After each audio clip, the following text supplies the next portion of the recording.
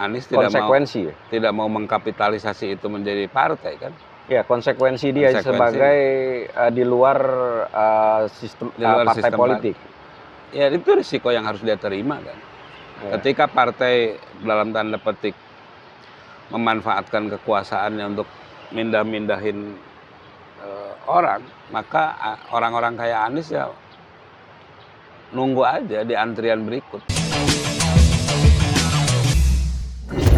Guys, ini dalam 2 pekan terakhir ini luar biasa hiruk pikuknya dinamika politik di Indonesia. Terkait dalam konteks itu, kita sekarang bicara tentang Abah Anies Rashid Baswedan. Abah yang istilah itu diambil dari para netizen. Jadi Anies kemarin itu kita lihat itu seperti hidupnya seperti roller coaster karirnya itu. Tiba-tiba kansnya muncul untuk menjadi calon gubernur DKI Jakarta. Ada dari PKB, dari Nasdem, dari PKS. Tetapi pada satu titik tiba-tiba itu nggak bisa lagi, mental lagi. Karena dinamika politik. Partai-partai politik satu-satu meninggalkan Anies. Sehingga tidak ada kans lagi. Tapi Tuhan berkehendak lain itu. Keadilan mencari jalannya sendiri. Tiba-tiba keluarlah putusan MK. Nomor 60, nomor 70. Nomor 60 itu kansnya tiketnya Anies itu sebenarnya yang dibaca oleh orang. Dia hidup lagi kartunya. Karena di situ dinyatakan bahwa partai politik walaupun tunggal bisa mencalonkan itu gubernur. Sehingga terbukalah peluang kemungkinan PDIP mencalonkan Anies Rashid Baswedan. Nah, ketika keluar putusan MK itu Anies hidup lagi, tetapi tiba-tiba DPR, Badan Legislatif DPR mengeluarkan putusan bahwa tidak bisa suatu partai politik mencalonkan yang tetap dengan 21 ya, Le? Tetap kan. 21 kursi. Hilang lagi kartunya Anies Baswedan. Tetapi persoalannya ketika itu DPR belum mengajukan paripurna. Diajukan di paripurna, diketok di paripurna. Tetapi tanpa diduga rakyat marah. Mulai dari mahasiswa, artis, public figure, politisi, merangsek di jalan-jalan. Tidak hanya di Jakarta, di Jawa Barat, di Sumatera, di Timur, ramai sekali hiruk pikuk. Sehingga ada tekanan yang luar biasa dari rakyat. Sehingga pada malam harinya Wakil Ketua DPR Sufmi Dasko mengumumkan bahwa karena paripurna tidak quorum, maka dikembalikan bahwa diterima MK 60-70 yang kaitan dengan Kaisang. Nah, yang menariknya guys, dan ini adalah kali pertama paripurna itu tidak mengeluarkan putusan. Padahal di dalam putusan undang-undangnya menyatakan paripurna kalau tidak quorum maka itu diskors 30 menit. Setelah itu bersidang kembali. Kalau misalnya tidak quorum lagi maka dianggap quorum. Tapi kali ini di dalam sejarah terjadi undang-undang itu dicuekin. Akhirnya putusan MK 60-70 berlaku. Sejak itu Anies Baswedan hidup. Nah, yang menarik lagi, Anies Baswedan pun sudah sur itu. Dia datang ke kantor DPW DKI. Masyarakat publik Jakarta yang tadinya berharap-harap cemas menjadi plong bahwa Anies Baswedan akhirnya bisa running for gubernur Jakarta. Bahkan keesokan harinya Anies Baswedan pun pamit ke ibunya, minta restu. Ibunya bilang bahwa insya Allah akan lancar. Tapi apa yang terjadi? Anies Baswedan datang ke PDIP. Dia bertemu dengan Rano Karno, tetapi itu di pintu belakang tuh. Di depan rame pengumuman calon gubernur. Tapi apa yang terjadi? Tidak ada yang terjadi apa-apa. Tidak ada pengumuman mengenai Anies Baswedan, Rano Karno. Anies Baswedan pulang. Nggak lama kemudian, beberapa hari kemudian, ternyata PDIP mencalonkan bukan Anies Baswedan, tapi mencalonkan Pramono Anung Rano Karno.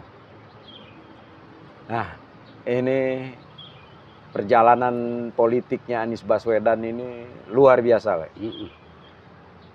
Dia di zaman di Pilpres dijegal sana sini. Dia running untuk gubernur Jakarta. Benar-benar seolah-olah ada sebuah kekuatan yang tidak menginginkan Anies muncul. Ya. Dulu, kalau orang yang teraniaya, itu muncul simpati publik terhadap tokoh tersebut. Terutama kita kenal itu yang sangat ikonik itu kan SBY ya. Sebagai orang yang terzolimi. Nah, untuk Anies Baswedan, Rashid Baswedan, untuk Abah ini, posisi itu kok masyarakat kayaknya tidak berlaku ya? Atau apa menurut lo? Nggak bikin partai dia. Kalau SBY kan bikin partai. Nggak bikin partai. Jadi kesalahan Anies Rashid Baswedan tidak punya partai. Tapi kalau gua ngelihatnya ya, MK 6070 ini ngubah peta sih. Itu kan kemudian terjadi kocok ulang tuh. Jawa Timur tiba-tiba PKB ngasulin baru dan sebagainya. Bahkan Anies pun katanya ini per hari ini nih, hari Kamis 29 Agustus. Anies kan digadang-gadang, dirumorkan akan Jawa Barat kan sama Ono. Dan seterusnya. Tapi kalau gua ngelihatnya ini nunjukin satu, tidak ada masalah dengan dominasi partai. Partai yang nentuin itu nggak ada isu. Tapi buat gua platform partai menjadi lemah. Karena bayangan gua mestinya partai kan menyaring. Misalkan Anies, gua mau nyalonin di DKI, Jabar, kemudian orang datang kan mempresentasikan ke satu partai. Gua mau ngebangun Jakarta, Jabar dan sebagainya kayak gini nih. Dari bawah ke atas sampai kemudian diputuskan di atas. Kalau ini kan enggak, jadi kayak mindah-mindahin buah catur aja kan. Ya. Anies nggak bisa di Jakarta, geser ke Jabar, ini bisa. Dan itu buat gua, mohon maaf nih kalau buat gua, itu penghinaan. Ya. Tapi gini, sebelum melangkah ke situ, gua lebih menarik kita gimana kalau misalnya kita lihat ini fenomena Anies dulu nih. Karena gini. Ya nggak ada arti apa-apa, Dad. Bukan gini, karena ini dengan sistem politik seperti ini, kan yang dirugikan publik. Contoh ya, bayangkan kalau misalnya yang terjadi di Jakarta itu adalah orang-orang terbaik yang muncul pemimpin itu, calon pemimpin, yang diadu ada Ahok, ada RK, ada Anies. Ini kan luar biasa kalau itu terjadi Tetapi seperti lu bilang tadi itu kan, sistemnya yang membuat rakyat itu disodorkan bukan atas kepentingan rakyat, tetapi atas kepentingan kelompok-kelompok tertentu gitu loh. Bukan program. Orang geser aja gitu kan. Kalau program kan beda, kalau si calonnya nawarin program kan. Yang kedua soal Anies sudah masa demikian. Ya kalau buat gue ya Anies tidak mau mengkapitalisasi itu menjadi partai kan. Ya, konsekuensi dia Konsekuensi. sebagai di luar sistem Di luar partai sistem politik. Ya itu risiko yang harus dia terima kan. Ya. Ketika partai dalam tanda petik memanfaatkan kekuasaannya untuk mindahin orang, maka orang-orang kayak Anies ya nunggu aja di antrian berikut. Ya, tapi kan kalau misalnya nanti Anies kalah ya, contoh ya, kita sudah belajar dari kasus Ridwan Kamil. Dan para pengamat itu juga mendorong sebenarnya bahwa Anies Baswedan itu tidak bisa kekeh di luar partai. Seperti kayak Ridwan Kamil. Akhirnya partai juga. Akhirnya masuk ke partai karena dia menyadari keterbatasan kalau dia tidak bergabung dengan partai politik. Kalau gua ngelihatnya, kalau semuanya masuk partai, siapa orang bebas yang ngurusin rakyat ini? Harus ada orang bebas. Lu aja kali. Kenapa? Lu aja kali. Gua terlalu ganteng. Nah gua sih, makanya dari dulu kan kita ngobrol, gua sih berharap Anies itu jadi orang bebas. Ya. Tetap jadi pemimpin gerakan sipil, karena itu yang akan menjadi watchdog. Betul, gue setuju banget itu, Le. Jadi contoh misalnya gini, jadi Anies harus ada tokoh alternatif yang dia masanya itu dari masa partai, dari seluruh masa partai. Ya, ya. Dari Golkar, dari Nasdem, dari Gerindra, PDIP. Jadi tidak terkotak-kotak, sehingga kalau misalnya itu benar-benar semuanya masuk parpol, ketika dia berkuasa, kendali di partai Di kan. partai. Nah, dan kemudian justru gerakan sipilnya harus hidup dan harus banyak kalau gua. Dengan demikian, partai punya sources mencari pemimpin pun jadi banyak. Kan ada Anies, sebutlah gerakan sipil yang lain siapa gitu muncul. Itulah yang kemudian partai ngelihat. Wah, ini gua sources pemimpin banyak, 2029 minimal udah 3-4 gitu. Ya, artinya kan harus ada juga kesadaran tapi kan susah juga ya. Di partai itu mungkin hanya kelihatannya Nasdem ya yang dia banyak juga melahirkan pemimpin-pemimpin atau yang dari luar. Diajukan itu dari luar partai, di luar kader, karena misalnya Nasdem kan melihat bahwa bukan nggak ada dari dalam kali. Nggak ada, bukan soal nggak ada, tetapi memang kayaknya ya gue lihat lebih mengedepankan kepentingan bangsa dan negara. Iya bagus. Harusnya mungkin juga partai lain mendorong itu. Tapi kan partai politik biasanya juga memang kan kaderisasi. Bukan ada masalah kalau gue gini, misalkan orang luar bisa saja serevolusionernya Nasdem. Orang luar ya orang luar aja, gue dorong lu dah. Itu satu. Tapi bisa juga orang luar, ketika ideologinya masuk, presentasi masuk, orang luar itu kemudian menjadi kader, nggak apa-apa di ujungnya. Nggak ada masalah. Itu banyak kejadian. Nggak ada masalah kalau jadi itu. Di pilkada yang tadinya non partisan di penghujungnya jadi partisan. Nggak ada masalah kalau gue. Toh di Amerika juga begitu, nggak ada masalah tuh. Cuman ya itu tadi, kawah Chandra di mukanya tuh kalau buat gua di luar lah. Karena itu yang paling terbuka tuh. Tapi kenapa banyak pengamat politik yang menyarankan Anies udahlah masuk partai? Masuk partai lah Anies. Kalau gua sih enggak, tetap gua gerakan sipil. Ya. Kalau gua ya. Ya. Pertanyaannya adalah nih Anies jadi nggak sama PDIP? Di Jabar. Betul. Kita tunggu tuh.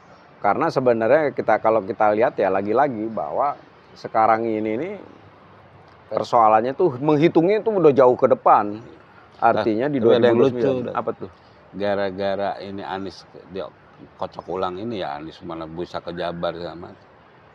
Tadi gua ngobrol sama Obi. Persaingan pilkada sekarang tuh jadi rata. Ratanya? Ya RK sama Suswono Jakarta ya, lawan Pram sama Rano. Nggak beda-beda jauh lah gitu. Nggak beda-beda jauh. Jawa Barat gitu. PKS sama Nasdem, Saiku sama Ilham, katakanlah ada Anies Ono gitu, juga nggak beda-beda jauh. Jateng, Lutfi lawan Andika, juga nggak beda-beda jauh. Jatim, Risma lawan Kofifah gitu, juga nggak beda-beda jauh. Asik nih kalau buat gua. Ya. Bahkan ini dukungan sama Bobi bisa berubah nih. Ya, Ijek bisa hidup nih. Ijek bisa hidup. Jadi bisa 3 pasangan ya. Bisa 3 pasang. Ya. Ini berkah dari gerakan MK. kemarin. MK. Ya. Terima kasih kepada Pak Anwar Usman yang juga sudah mendukung. Kalau ketawa sih, emang ada Anwar Usman itu. Kan 72. Ya. Dari 7 yang setuju itu ada Anwar Usman. Ya, gua kalau dengar nama Anwar Usman pokoknya pengen ketawa aja, Le. Gitu ya. Iya. Dalam sejarah nanti pasti orang setiap membaca itu akan tertawa. Karena dia lama di teater dan Lama di teater ya. kan dia orang film guys. Oh, masa iya sih? Anwar Usman angkatannya Slamet Raharjo. Oh. Anak buahnya Teguh Karya. Oh, baru tahu gue tuh, guys. Tapi lu udah ketawa dulu, gue pikir lu tahu itu.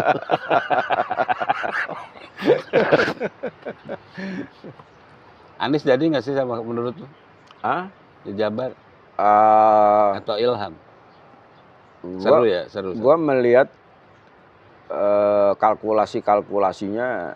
Ini kan PDIP juga mencalonkan Pramono Anung dengan Rano Karno, ini kan pasti ada dinamika di belakangnya. Kan politik itu ada pintu depan, pintu belakang. Iya. Nah, yang kita nggak ngerti ini pintu belakangnya nih. Bisa aja sharing ya. Bisa. Oke, jangan Anies, pokoknya nggak boleh. Anies nggak boleh di Jakarta, misalnya. Kalau lu mau pilih dia Jawa Barat. Mungkin ada tekanan seperti itu. Jakarta ada PKS-nya, ya kan? Ada PDIP-nya berhadapan tuh. Berhadapan. Jabar juga sama tuh. Minyak. Air minyak juga. Jabar juga sama. Seru tuh, Dan. Ya seru. Kita akan melihat nanti tuh dari panggung kompetisi ini nih. Terutama karena memang PKS itu kan sangat kuat di Jakarta dan sangat kuat di Jawa Barat. Ya. Jadi Padang loh kuat. Kita lihat nanti kayak apa itu, Le. Okay. Tetapi yang jelas bahwa Anies kita berharap dia tetap berada di luar ya. Benar, gua setuju. Gerakan sipil. Gerakan sipil. Jadi harus ada memang tokoh di luar partai. Benar. Nah, tetapi yang harus dirubah kayaknya, Le. Undang-undang tuh, ini PR nih. Setelah kasus MK kemarin, MA, terus pilkada, harus ada yang dirubah. Misalnya adalah kemungkinan kelompok independen ini untuk diberi ruang yang lebih mudah lagi, Le. Supaya yang dia tidak punya kekuatan pendanaan, tetapi dia berkualitas, dan dalam tempo yang singkat dia bisa juga mencalonkan. Contoh, kalau misalnya kayak gini, waktu juga nggak bisa lagi Anies untuk konsolidasi nih. Sehingga memang ini PR besar untuk bangsa ini. Itu kan sebetulnya kritik terhadap partai. Loh. Artinya misalkan independen harus lebih dipermudah, ya berarti kita nggak percaya bahwa partai bekerja dengan baik, menyaring calon pemimpin, kan gitu kan? Ya, tapi kan kita bukan itu kan dalam bentuk idealismenya. Bukan, kalau kita percaya pada partai, maka ruang independen itu mau dibuka kayak apapun nggak akan jalan. Iya. Ya. Kayak ingat nggak di Amerika Ross Perot itu kan jalan gitu. Iya. Nah, kalau partai berjalan dengan baik, sebetulnya kalau di luar itu yang independen itu kemudian ngasih none of the above. Itu selalu ada kotak kosong dalam pemilihan. Iya. Itu harus dijamin tuh. Ya, sekarang kan tidak. Abstain. Sekarang tuh kan selalu tidak, kalau tidak udah tidak ada kotak kosong kan, tiga calon. Tiga-tiganya coblos. Kalau mau nggak milih ya udah di rumah kan. Iya. Atau tiga-tiganya coblos. Coblos kan. Nah, harus disediakan kotak kosong. Itu diatur undang-undangnya harus jalan. None of the above. Jadi gua nggak milih dari calon-calon yang ada nih. Kenapa? Karena gua pilihnya calon keempat. Itu adalah bagian dari suara tadi tuh. Iya. Ya, artinya adalah dengan kayak gini kan pembelajarannya adalah ayo buat lagi deh aturan yang lebih sempurna gitu loh. Kan memang tidak ada yang sempurna. Tetapi berupaya untuk kesempurnaan sehingga demokrasi kita tuh bisa dijaga dengan baik. Kira-kira golput berapa persen dan average? Golput Jakarta. Kayaknya masih tinggi itu, Lek. Dan mungkin akan lebih tinggi tuh. Lo kan Jadi udah- misalnya gini, yang kelompoknya yang ini Anies di sini, gue yakin dia akan golput itu. Milih RK males dia, Iya. karena kemarin ini mau milih Pramono Anung, nggak aneh juga Pramono Anung. Iya. Tidak, kita belum ngerti juga kepalanya Pramono Anung kayak apa dan sebagainya. Dia lebih banyak di partai kan. Walaupun misalnya kayak RK kan kemarin menawarkan konsepnya, dia statementnya ya ketika mendaftar di KPU itu keren juga ya konsep dia ya. Apa tuh? Kota Jakarta ini akan kayak apa dan sebagainya lah. Walaupun keren itu dari sisi orasi. Arsitek itu. Arsitek itu kerjanya ngebangun. Jakarta tuh nggak harus ngebangun. Jakarta tuh rapiin. Bukan bangun. Betul. Gitu. Kalau bangun ada lagunya tuh lah. Bang pemudi. Lu pikir bangun pagi. Ya, oke guys, kita lihat nanti guys kayak apa guys. Saya bangga, saya resah, saya Indonesia. Kalian?